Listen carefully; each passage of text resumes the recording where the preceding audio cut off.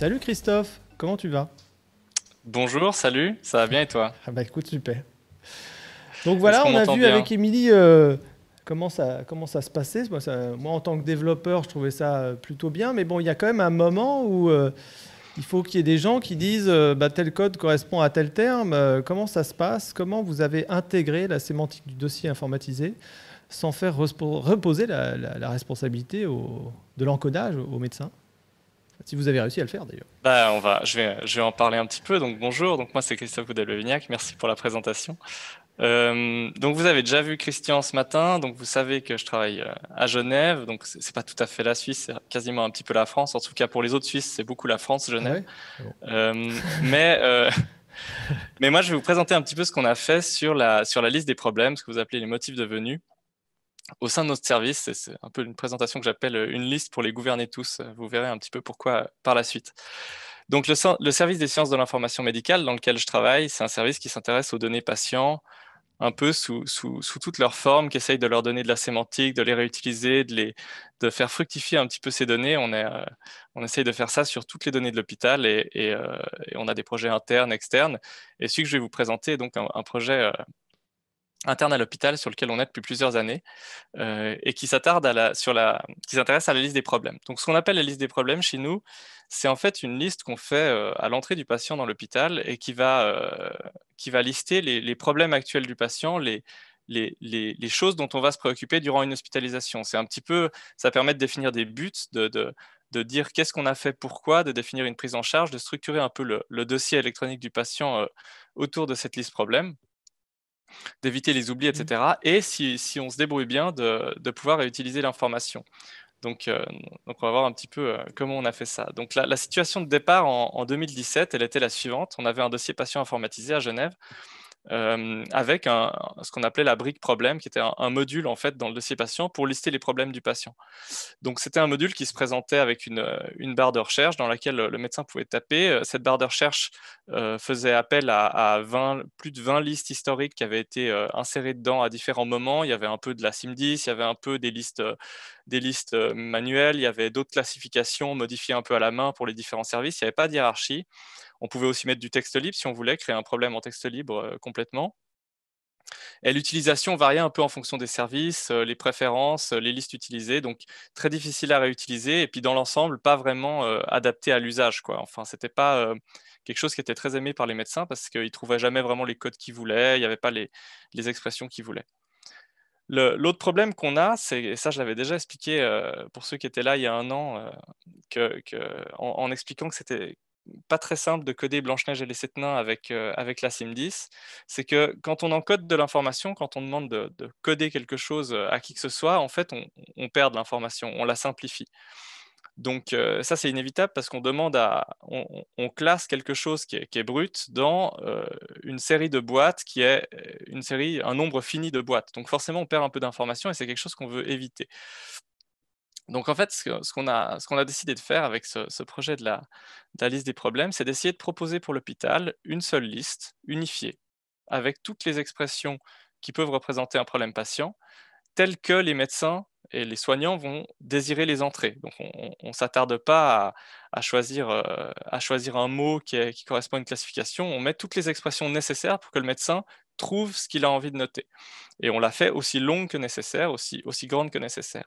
Et derrière cette liste, on fait ce qu'on appelle de l'amplification sémantique, et ça, Christian a un peu défloré le sujet ce matin, parce qu'il y avait certaines des slides qui vont vous rappeler quelque chose maintenant. Mais c'est-à-dire qu'on accroche à ces libellés, à ces expressions qui représentent un problème, différentes classifications internationales. Donc, on fait de la multiclassification, et y compris évidemment ce nommé de CT, vu que c'est le sujet qui nous intéresse aujourd'hui. L'idée est de, au final, réduire la compression de la donnée à l'entrée, c'est-à-dire que le médecin ne va plus avoir besoin de coder sa donnée, il va noter une expression et idéalement trouver l'expression qu'il voulait dans la liste, et la donnée va être codée sémantiquement derrière. Donc cette approche, en fait, c'est un peu l'approche, pour moi, c'est un peu l'approche de l'anneau unique, ça me fait un peu penser au Seigneur des Anneaux.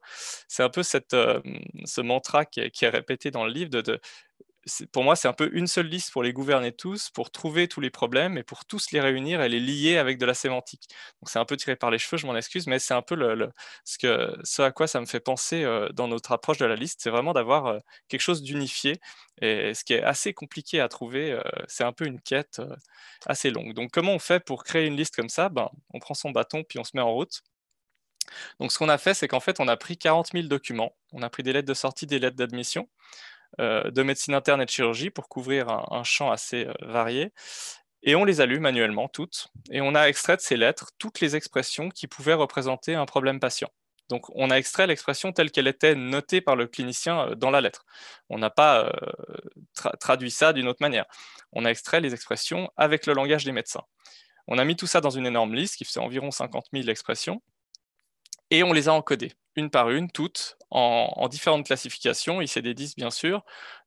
CHOP, c'est la classification des interventions chirurgicales suisses, donc on l'a aussi ajouté. On a fait des classifications des soins primaires, l'ICPC2, qui est la CISP, et évidemment SNOMED-CT. Et ensuite, il a fallu implémenter et convaincre les gens de l'utiliser, et ça j'y reviendrai.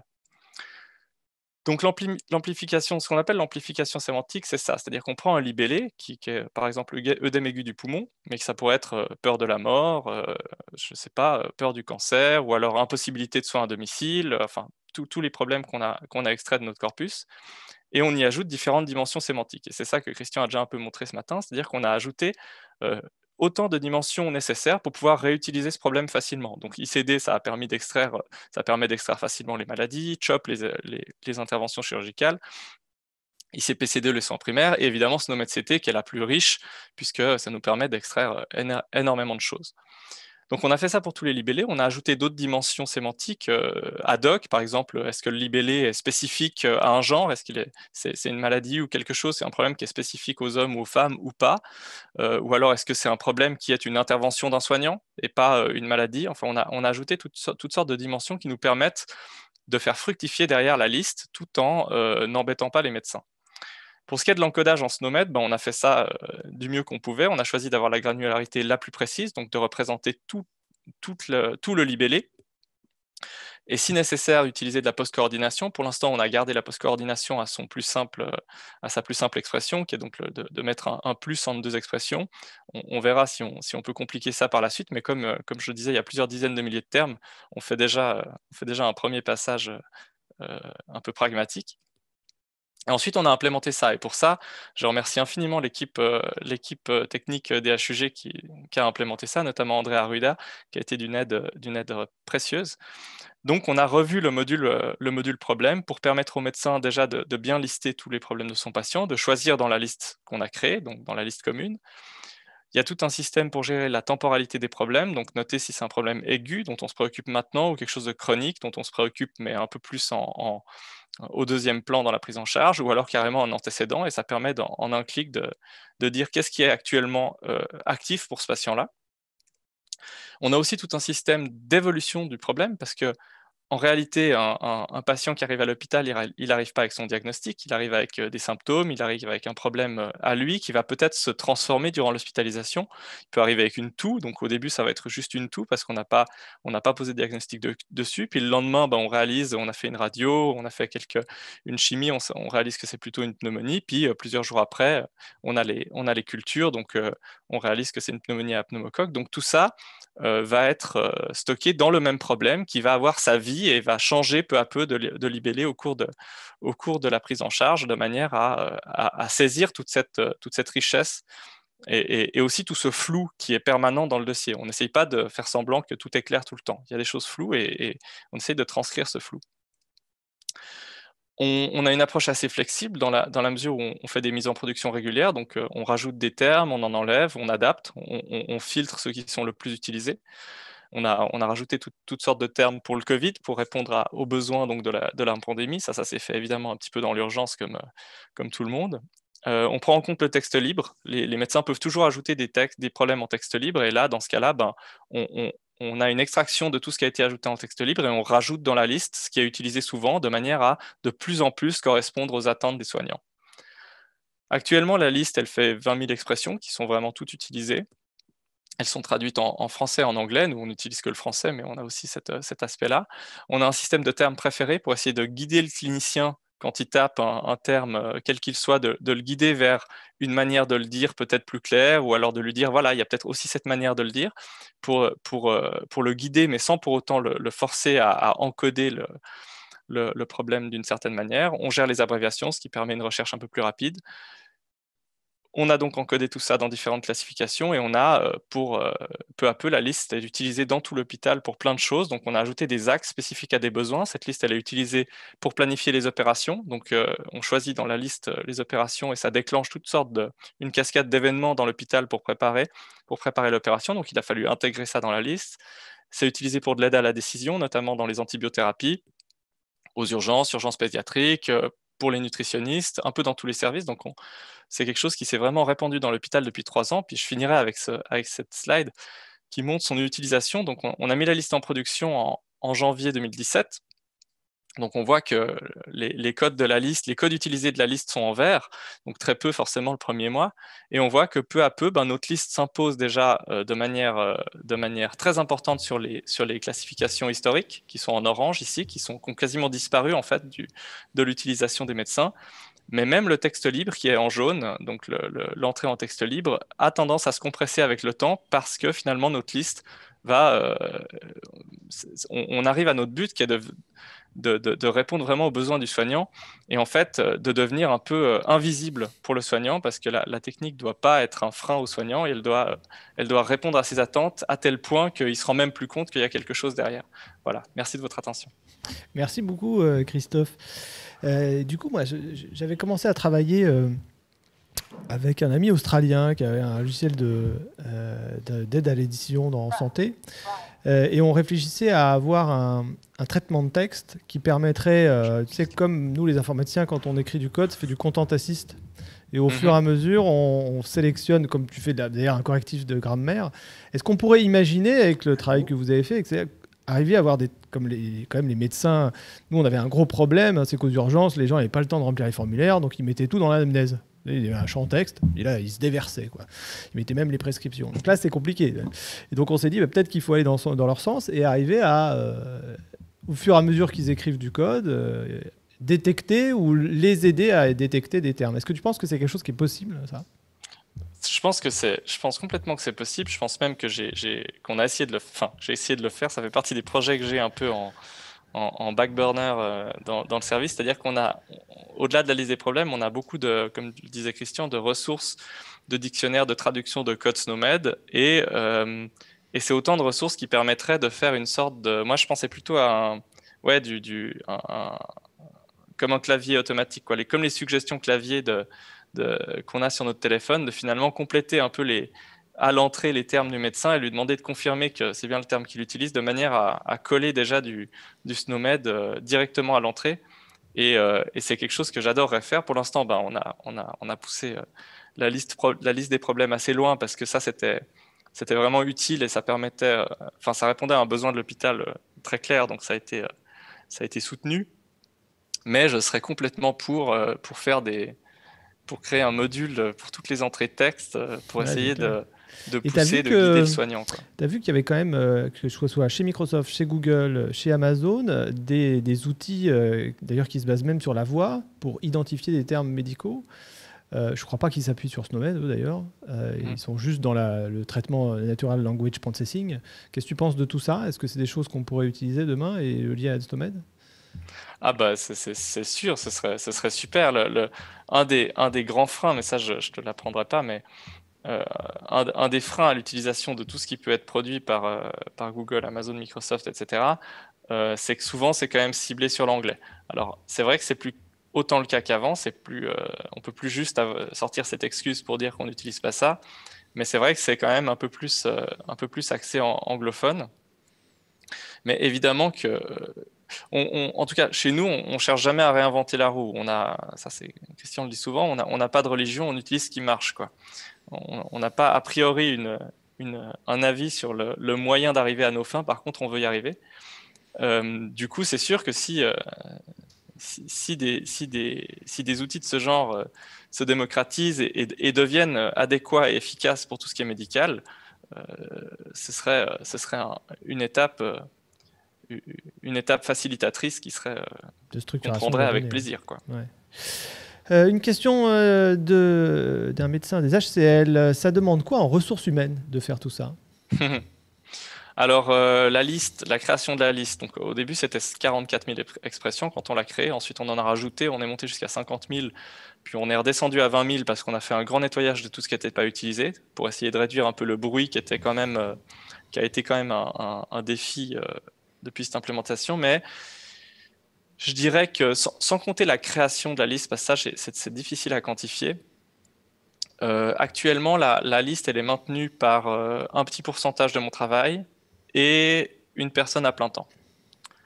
Donc, qui fait donc les ajouts, les encodages, etc. Donc, c'est la ressource, c'est les ressources utilisées pour le maintien. Pour le maintien, la mise à jour, au jour le jour, on a en gros un équivalent temps plein, un peu plus d'un équivalent temps plein parce que je travaille aussi dessus, pour le maintien et l'enrichissement, etc. De personnes qui sont aptes à coder dans les différentes classifications. Après, la création, lire 40 000 documents, ça a mis du temps. Et ça s'est fait en réalité même bien avant 2017 parce que c'est un projet qui a démarré il y a très très longtemps. Puis ça faisait très longtemps qu'on avait cette liste d'expressions qui était en création. Donc, c'est coûteux. Mais en réalité, c'est pas si coûteux que ça par rapport à ce que c'est. C'est faisable. C'est-à-dire que si on prend quelqu'un, qu'on le paye pour qu'il fasse ça toute la journée, en fait, ça avance assez vite. C'est tout à fait. On n'a pas une grosse équipe, quoi. On est deux dessus. Il demande, du coup, il renchérit en disant est-ce que vous le vendrez? C'est pas moi qui sais, ça, c'est Christian qui décide. moi, je fais le guignol et puis après. Donc, je rappelle, vous pouvez interagir avec les intervenants dans les tables après l'événement. Donc, Christian, si tu nous écoutes, hein, il y a. Alors, je crois pas qu'il peut m'écouter. Il m'a prévenu ce matin qu'il serait pas disponible, mais je lui dirai. Nous, on l'a fourni aux hôpitaux de Genève, ça c'est sûr. Avec plaisir, mais évidemment, ça c'est quelque chose qu'on nous demande souvent. Mais c'est Christian qui tient ça, c'est pas moi. Comment gérez-vous les différentes granularités des problèmes ou des motifs de venue? Parce que nous, on dit pas problème, on dit motif de venue. Ouais, motif de venue. Après, j'aime bien problème parce qu'en réalité, c'est pas forcément le motif de venue du patient. Parfois, les patients ils se présentent parce qu'ils ont mal quelque part et puis on se rend compte qu'ils ont une situation sociale extrêmement compliquée et puis ils ont en plus une autre pathologie. Enfin bref, c'est pour ça qu'on dit problème, c'est parce que finalement c'est quelque chose qui est pas forcément ce qui a causé la venue. Mais en fait, on a ajouté toutes les granularités. C'est-à-dire que, comme je disais, on n'essaye pas de lever le flou. C'est-à-dire qu'on a retiré la tâche d'encoder des épaules des médecins pour finalement proposer une liste qui contient tout. C'est-à-dire que si la personne veut mettre que le patient il a, je sais pas moi, une voix rauque, il pourra mettre qu'il a une voix rauque. Il n'a pas besoin d'aller plus loin. S'il veut mettre qu'il a juste un cancer, parce qu'il ne sait rien de ce patient et on a juste une notion anamnestique qu'il a un cancer, il peut mettre cancer. Après, comme j'ai dit, les problèmes peuvent évoluer et si le problème devient plus clair dans les jours qui viennent, il va pouvoir transformer ce libellé, lui donner une nouvelle signification en disant, voilà, cancer de la prostate, stade, TNM, blablabla. Mais on ne demande pas une granularité définie à l'utilisateur. Car en réalité, dans la réalité des faits, on décide pas de la granularité d'informations qu'on a dans les soins. Autre question de Lise Marin. Est-ce que cette liste est partageable avec d'autres établissements de soins? Ça avait déjà été posé ce matin. D'ailleurs, je ne sais plus si Christian avait répondu. Est-ce que vous êtes prêt à partager cette information?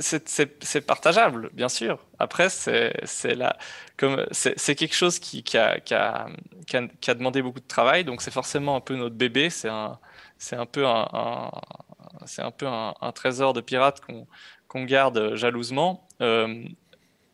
Je pense qu'elle aurait, elle serait utilisable. Il y a rien d'interne. Alors c'est du français genevois, ça c'est peut-être la seule limite, c'est que les expressions vont être parfaites. Elles sont parfaites à Genève.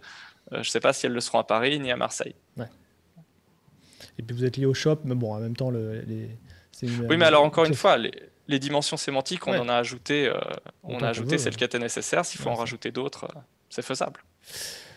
Notre médecin DHL qui renchérit avec une question que je ne comprends pas. Il n'y a pas eu d'effort de TAL majuscule et d'alignement auto, point d'interrogation, ex-travail du SysMef. Est-ce que toi tu comprends cette Oui, question? oui, je comprends. Sinon, n'hésitez pas à Le intervenir en SysMef, levant la main. Hein, c'est n'oubliez le pas. service de Stéphane Darmony. En tout cas, c'est lui Ah bah oui, qui c'était travaille. Stéphane Darmony. Voilà. Alors non, pour la liste, on a fait aucun alignement par traitement automatique du langage. TAL, c'est NLP en français. Ah, moi Euh, je comprends que NL, mais non, non, on l'a pas fait, mais de manière extrêmement volontaire parce qu'on voulait que chaque expression ait été revue par un humain. Et on a fait, il n'y a rien d'automatique dans la liste. Enfin voilà, toutes les expressions, elles ont été faites à la main parce que on voulait avoir une maîtrise complète sur les erreurs. C'est-à-dire que les erreurs qui ont pu être faites dans la liste, elles sont à l'échelle de l'erreur d'un humain. C'est-à-dire que oui, il y a peut-être une expression parfois qui a été mal codée ou mal lue ou mal écrite, mais il n'y a pas 300 expressions qui ont été mal transcrites parce que l'algorithme qui a fait ça automatiquement avait un petit bug. Donc ça a été fait entièrement manuellement. Après, c'est utilisé et on l'utilise dans du traitement automatique du langage, parce que forcément, c'est une ressource lexico-sémantique assez riche, quoi. On l'utilise pour plein de choses, en fait. Et donc, est-ce que tu as un exemple concret d'adaptation de la liste aux besoins d'un service? Alors ouais, bien sûr. Comme je disais, la planification chirurgicale, ça a été un grand chantier. Ouais. C'est-à-dire qu'on a ajouté, on a intégré dans la liste toutes les opérations chirurgicales faites par les HUG. Donc ça, c'était plutôt dans l'idée d'avoir une seule source, en fait, dans laquelle il y a des sous-sets qui sont utilisés pour des tâches très précises. Ce qui permet pour toutes les opérations qui sont déjà dedans et codées internes, ça déclenche, comme je disais, la réservation des salles, le matériel nécessaire, etc. C'est lié à ce libellé et avec la liberté de rajouter des interventions si nécessaire. L'autre utilisation qu'on a, c'est l'aide à la décision pour les antibiothérapies. Donc, il y a certains problèmes qui sont liés à un projet d'aide à la décision qui va, quand ils sont choisis, déclencher des conseils, des recommandations sur l'antibiothérapie à partir du problème sélectionné. On l'a utilisé pour la réutilisation des données. Donc là, oui, non, pardon, c'est pas l'adaptation à un service. Pour les urgences, par exemple, on a dû adapter parce que, comme tu disais, les urgences, ils sont sous une grosse pression.